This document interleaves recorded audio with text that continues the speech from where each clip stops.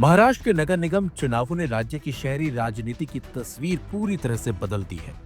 जिन मुस्लिम वोटों को दशकों तक कांग्रेस का सुरक्षित बैंक माना जाता था, वह अब नई राजनीतिक ताकतों की ओर शिफ्ट होते दिखाई दे रहे हैं।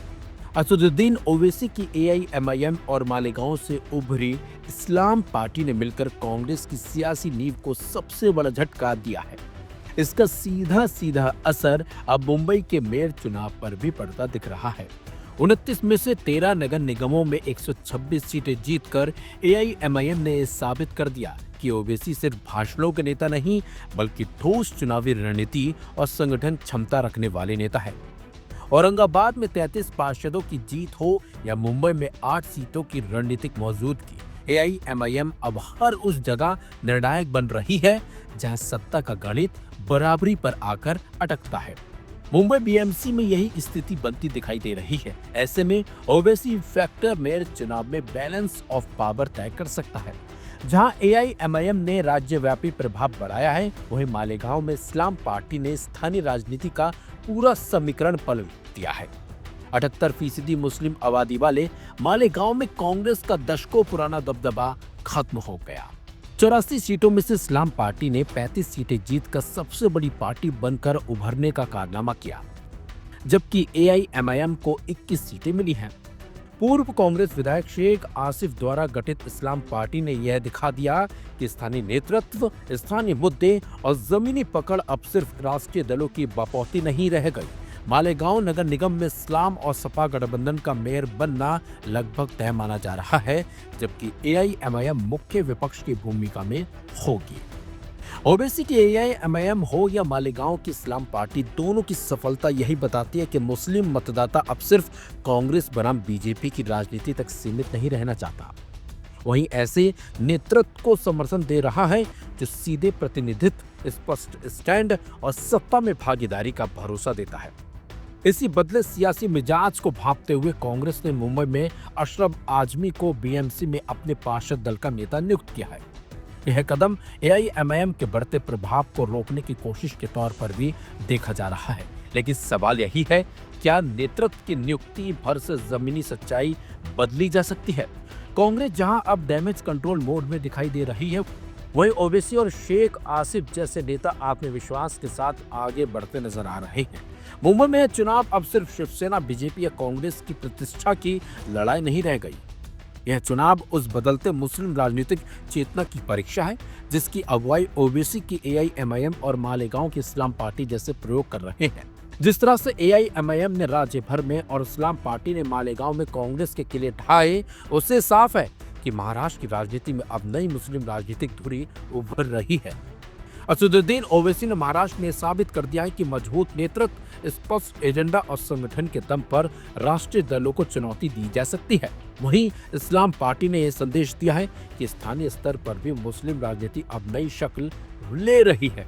मुंबई में चुनाव में देखना दिलचस्प होगा, क्या ओवैसी फैक्टर और मालेगांव मॉडल की गूंज देश की आर्थिक राजधानी तक सत्ता की चाबी तय करने में निर्णायक साबित होती है। एक बात तय है कि अब महाराष्ट्र की सियासत में मुस्लिम वोट को हल्के में लेना किसी भी पार्टी के लिए भारी पड़ सकता है। जैसे आपने आमद की है, सवाल यह है कि महाराष्ट्र निकाय चुनाव में आपके 100 से ज्यादा कार्यकर्ता जो है नगर सेवक के रूप में चुनकर आए। क्या आपको लग रहा है कि जो राजनीति इससे पहले होती रही है महाराष्ट्र में, उसके दिन लग गए? नहीं, 125 तो इस बार जीते हैं। एक महीना पहले जो म्युनिसिपैलिटी का चुनाव हुआ था उसमें करीब 85 हमारे जीते हैं। तो अब म्युनिसिपैलिटी और म्युनिसिपल कॉरपोरेशन आप देखेंगे तो करीब 200 के ऊपर हमारे कॉरपोरेटर जीत चुके हैं, अल्लाह के करम से, और हमारे जनता का शुक्रिया जिन्होंने हम पे एतमाद किया।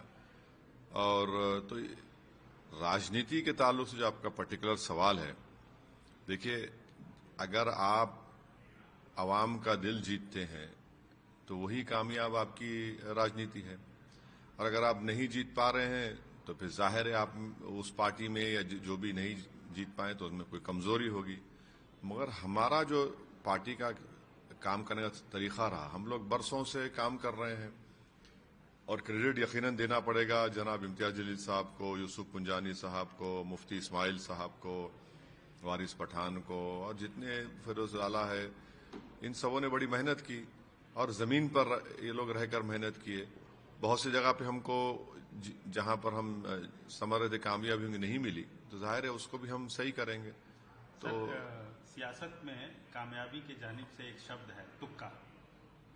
तो कई लोग कह रहे हैं कि तुक्के से इतनी ज्यादा सीटें आ गई, क्या कहना है? अब मुबारक हो उनको, फिर उनको तुक्का नहीं लगा, फिर उनका हमारा लग गया। बकवास है ये। अगर आप इलेक्शन से पहले से मेहनत करते नहीं आएंगे और फिर अब इलेक्शन कैंपेन जो होता है 10-12 दिन का, उसमें अगर आप सही मेहनत नहीं करेंगे, आप तुक्का बोल रहे हैं, तो मुबारक हो तुमको। अगर आप इलेक्शन को इस तरह से यानी देख रहे हैं, तो ये तो तौहीन है उन तमाम वोटर्स की जो निकल कर अपना सुकून छोड़कर, अपनी तकालीफ छोड़कर, अपनी नौकरी छोड़कर, तकलीफ उठाकर वोट डालते हैं। तो ये तो उनकी तौहीन कर रहे हैं। तो ये जो भी ये कह रहे हैं, ये इनका अहंकार है, गुरूर है, और ऐसे लोग कभी नहीं सुधरते। सर, महाराष्ट्र की सियासत में जो लोग अपना एक अधिकार समझते रहे हैं, खासतौर से महाराष्ट्र की सियासत में राज ठाकरे, एनसीपी के शरद पवार, इनसे ज्यादा आपकी सीटें आई, इसकी क्या वजह समझते हैं? इसकी वजह जो मैं पहले बताया हूं आपको कि हमारी जो टीम है इम्तियाज जलील साहब के साथ, हम लोग पूरी मेहनत कर रहे हैं। मैं खुद जाते रहता हूं वहां पर, तो एक कलेक्टिवली हमारी मेहनत होती रही है वहां पर, और हम लोग अवाम के दरमियान में रहे। हमारे पार्टी का जो मैसेजिंग है, पार्टी का जो प्रोग्राम है, और हमारा जो पार्लियामेंट में हो, असेंबली में हो, जनता में हो, हम लोग कंसिस्टेंटली एक बात करते हैं, तो जाहिर है उसका अवाम के दिलों पर असर होता है। सर, संभाजी नगर, मालेगांव, अमरावती, नांदेड़ में आपको अच्छी कामयाबी मिली। क्या ये माना जाए कि महाराष्ट्र में मुस्लिमों के सबसे बड़े नेता असदुद्दीन ओवैसी हो गए? नहीं, मैं शुरू से यही कह रहा हूं कि मैं मुसलमानों का नेता नहीं हूं, ना मैं कोई बनना चाह रहा हूं।